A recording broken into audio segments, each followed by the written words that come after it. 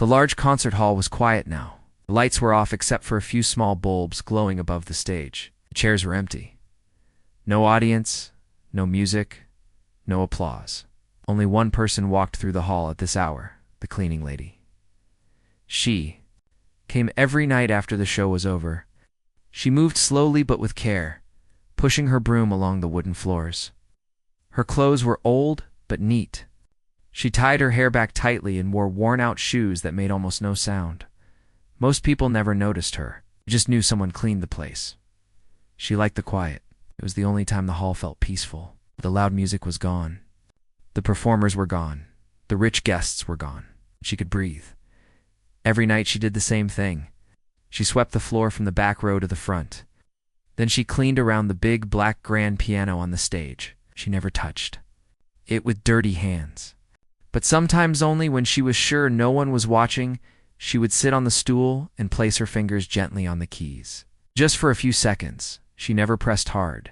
Just one or two soft notes. Then she would stop and go back to her broom.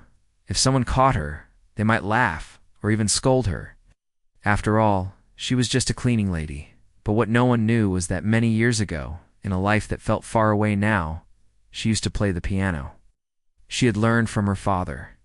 Music was her first love. She had once dreamed of playing in front of crowds, of traveling, of being someone.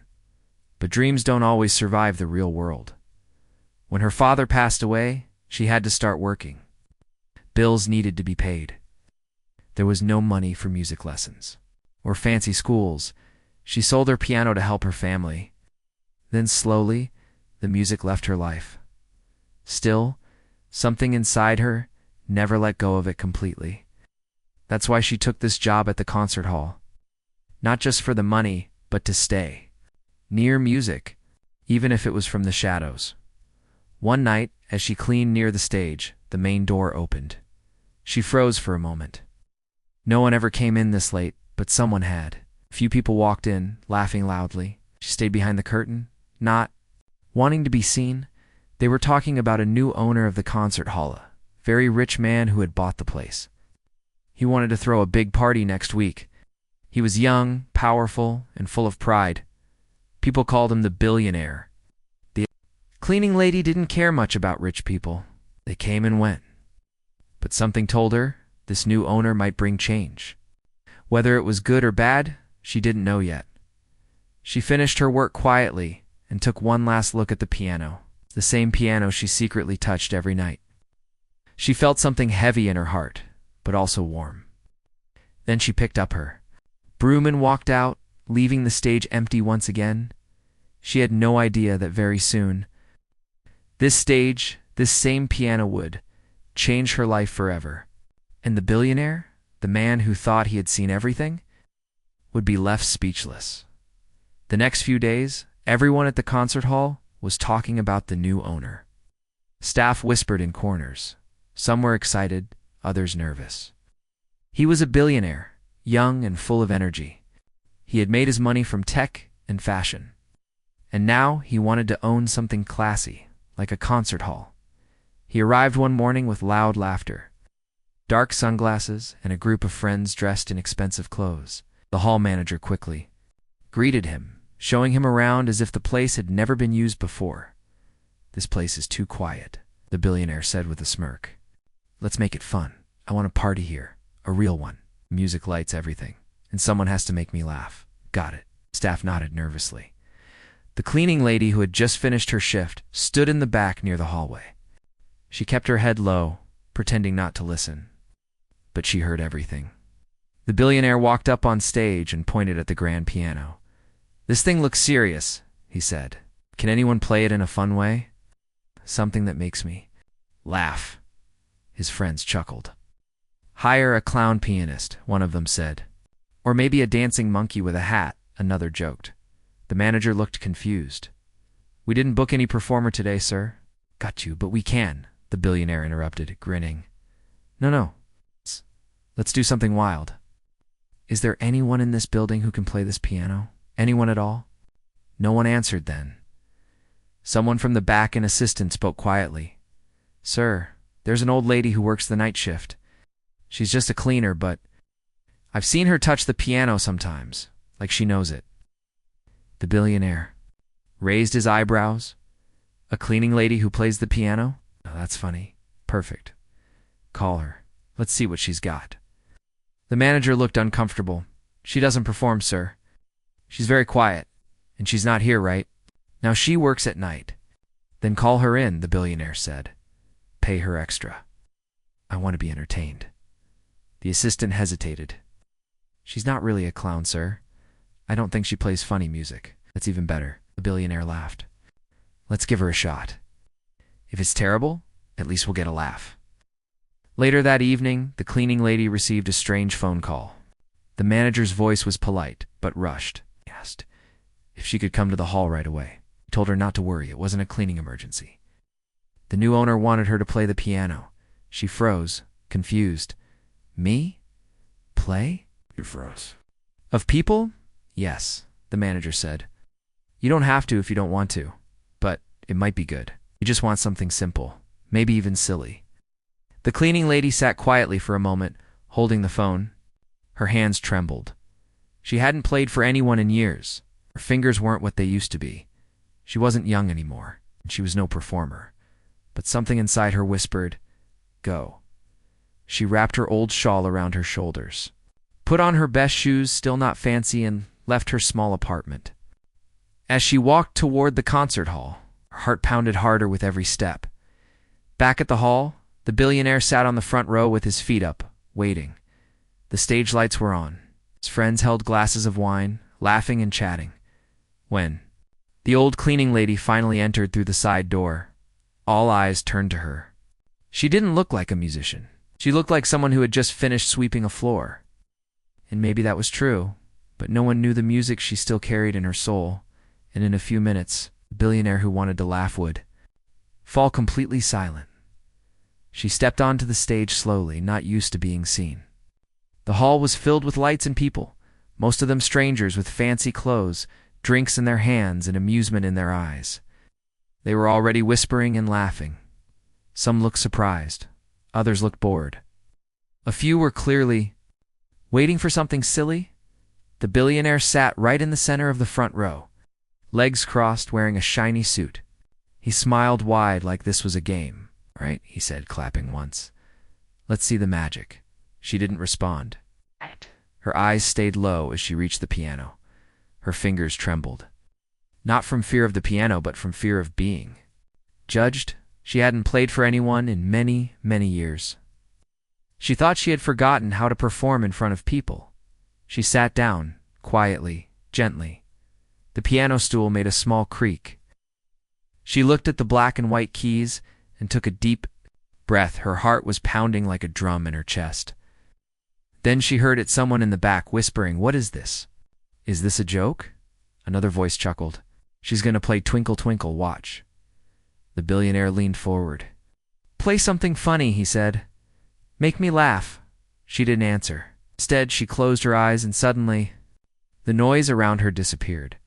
It was like falling into a memory. She remembered her father's old hands guiding hers on the piano when she was just a child. She remembered the small room where they played together. She remembered the joy in the notes, the love hidden inside the melodies, and the peace it brought to her troubled heart. She didn't play something funny. She didn't play to make them laugh. She played to remember who she was. The first note echoed softly through the hall, gentle, slow, deep. Then came the next and the next. Her fingers, though stiff at first, began to move with more ease. Her hands danced across the keys like they were remembering an old friend. The music filled the space like warm air in a cold room. It wasn't loud, it wasn't fast, but it was powerful. It told a story without using words, a story of someone who once had a dream, a story of someone who gave everything up to survive, a story of pain, love, and something lost, but never completely gone. The guests stopped laughing. The glasses stopped clinking. Even the billionaire, who had expected to be entertained with some silly tune, sat frozen. His smile faded. His eyes stared at her hands as if they held a secret he didn't understand.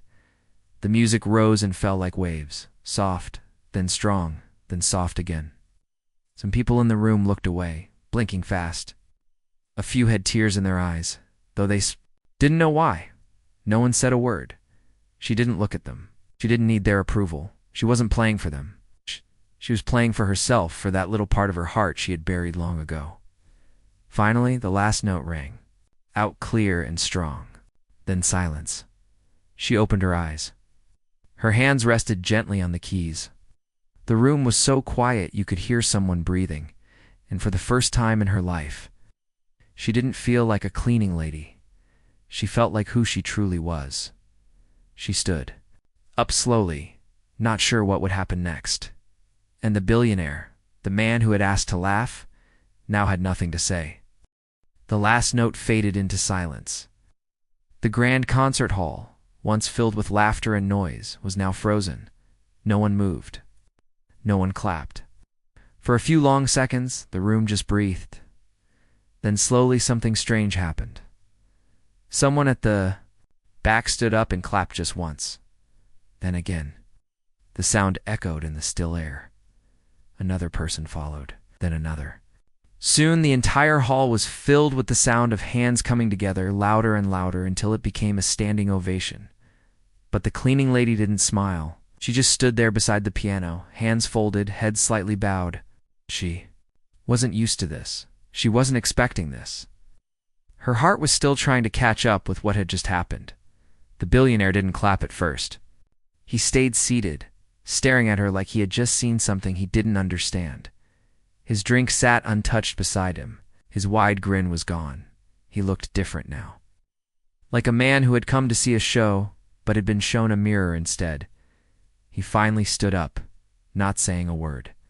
His friends looked at him, waiting for some clever comment or joke. But he stayed quiet. He slowly walked toward the stage. The cleaning lady looked at him, unsure of what to expect. She had been called in to make him laugh, but now he looked like he'd forgotten how. When he reached the stage, he didn't speak right away.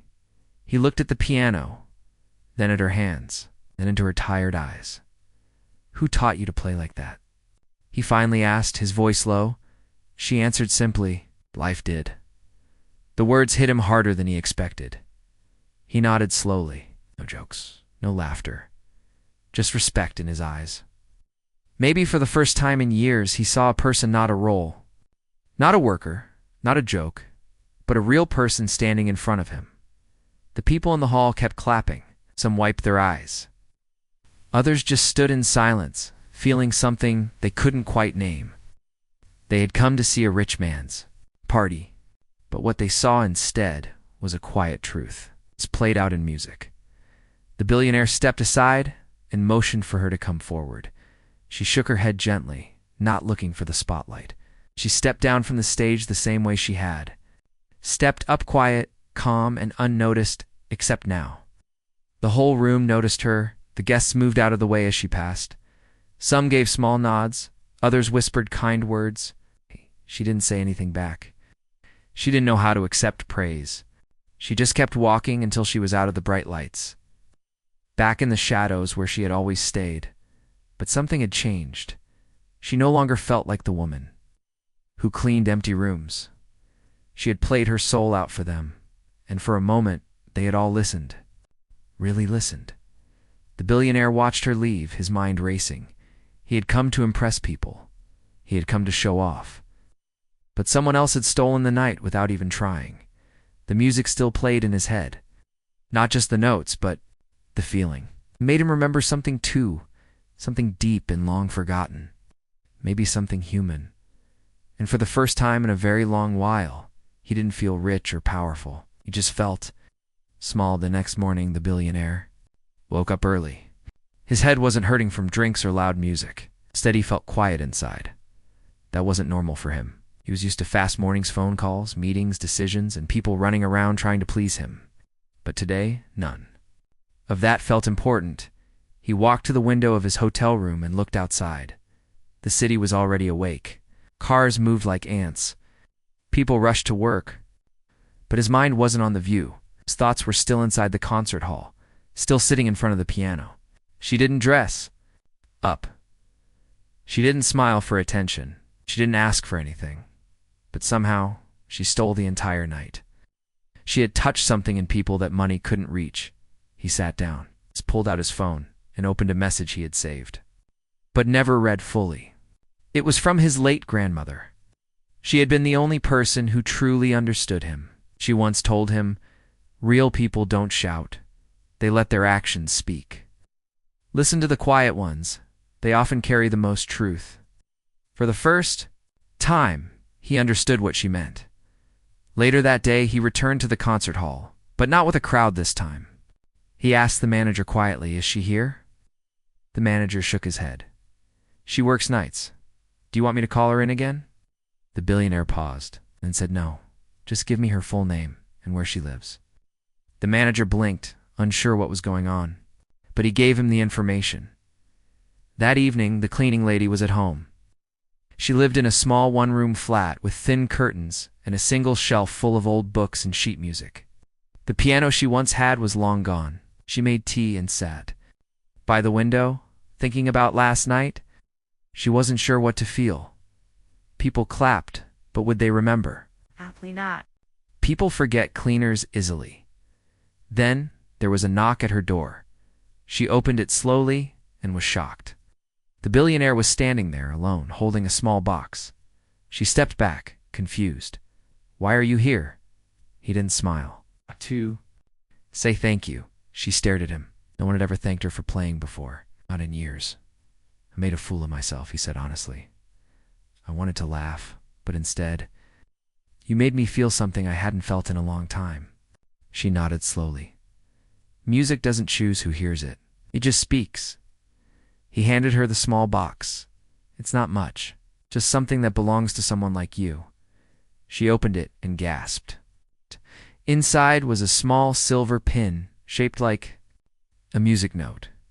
It wasn't expensive, but it was meaningful. On the back it said, "For the one who reminded us how to feel." Her hands trembled. He looked around her small room. "You used to have a piano?" She nodded. "Sold it years ago." "I'd like to change that," he said. "Would you allow me to gift you one?" She hesitated. She had lived so long with so little that accepting kindness felt strange. But the look in his eyes was real. Not pity, not guilt. Just respect. Finally she nodded, and for the first time in years, she smiled. A week later, a delivery truck stopped. In front of the small apartment building where the cleaning lady lived, the neighbors peeked out from their windows, wondering what was happening. Two men carefully unloaded a beautiful upright piano. It's polished and shining like it had just come out of a music hall. The cleaning lady stood outside, completely still. She couldn't believe what she was seeing. It's the same hands that had once wiped. Floors were now holding the edge of a new piano, a gift she never expected to receive. Again in her life. The workers brought it inside and placed it near her window, just where the sunlight could touch it in the mornings. She sat down on the stool, placed her fingers gently on the keys, and closed her eyes. The sound was warm and full. She pressed a few notes, and it felt like meeting an old friend. She didn't cry, but her chest felt heavy. Not from sadness, but from a strange kind of happiness she hadn't felt in years. Later that evening, a letter arrived. It wasn't from a company or bank. It was from the billionaire. Inside the envelope was a short note written in simple words. "You have a gift. I want others to hear it too. There's a small event next month, just a private gathering for music lovers. It's no pressure, but I would be honored if you played one piece. Only if you feel ready." She read the letter twice. Then again, she had spent years thinking her music was forgotten. But now someone wanted her to share it again, not as entertainment, but as something real. For the next few weeks, she practiced every night after her shift. Her fingers moved slower than before, but the heart behind them was strong. She didn't chase perfection. She played for feeling. Sometimes she smiled while playing. Sometimes she just stared out the window, letting the music carry her away. Her neighbors started to notice the music. Some stood quietly in the hallway, listening through the door. Others would leave their windows open to hear her play while they cooked or read. One old man from across the street would sit outside every evening just to listen, his eyes closed and head gently swaying to the notes. The music was simple, but it had truth. The night of the private event came. It was held at a quiet art center. Not too big, not too loud. Just a room full of people who truly loved music. Hey, there were no spotlights, no fancy cameras. Just a piano, a stage, and chairs filled with quiet listeners. She wore the same shawl she had always worn. Her shoes were the same, but this time she walked onto the stage not as a cleaner but as a pianist. When she sat down and placed her fingers on the keys, the room became still. She didn't rush, she didn't show off, just told her story through the music. And once again, something happened. People listened with their hearts, not just their ears. Some closed their eyes, some looked down, moved by emotions they didn't expect to feel. It wasn't just a performance, it was something honest, something rare. When the last note ended, the room stayed quiet. Not because they didn't want to clap, but because they didn't want the moment to end. Then came the applause, soft at first, then strong. She stood up slowly, gave a small nod, and walked off the stage. Feeling light, and somewhere in the back row, the billionaire sat quietly, smiling not for himself, but for her. After the event, something quietly changed in her life. The cleaning lady who once moved unnoticed through empty halls was now being talked about in soft, respectful voices. Not in newspapers, not on television, but among people who had felt something real that night. Word spread slowly, but naturally. Musicians, artists, and music lovers began asking about the quiet woman who played with her heart instead of her hands. She didn't become a celebrity. That wasn't her path, but she was remembered. More importantly, she was invited. A few small music cafes reached out. Would she play one evening a month? Not for money, just for joy. She said yes to one. It was a simple room with wooden chairs and soft lights. No stage, no rules. Just a piano and people who truly listened. She kept her cleaning job. Not because she had to, but because she still liked the peace of working after the noise had left. She still swept the same floor. In the same concert hall, she still paused by the grand piano every night. Only now, when her fingers brushed the keys, she did not feel like a stranger. Sometimes the billionaire visited the hall quietly at night. No friends, no loud voice, just him. He would sit in the back row while she played a short piece for herself. He never clapped, he never spoke during the music. But after she was done, he always said the same thing. Thank you. One night he asked her, "Do you regret anything? Not chasing the music when you were younger?" She looked at him, then at the keys. "No," she said softly. "If I had taken another path, I might have played in big places. But maybe I wouldn't have understood the music the way I do now." He nodded as if learning something new from her. Every time they met, her music became something of quiet legend. People who heard her play didn't just talk about the notes. They talked about how it made them feel. And that was her gift. She didn't teach in schools. But one day, a young girl from her neighborhood knocked on her door, holding a small notebook filled with hand-drawn music symbols. "Will you teach me?" the girl asked shyly. The cleaning lady smiled and let her in. Soon, once a week, a few local kids came to her flat. She didn't charge them. She just taught them to love the sound, to feel it, not to impress people, but to understand themselves. She would say, "Play it like it matters to you, even if no one is listening," and they listened. Years passed. The city kept moving. New owners came. The concert hall changed colors, got new signs, and held new shows. But people still remembered that night when a woman in simple clothes played. Something that made even a billionaire go silent. The piano she was gifted stayed in the same corner by her window, still shining. She cleaned it with the same care she once gave to the concert floor.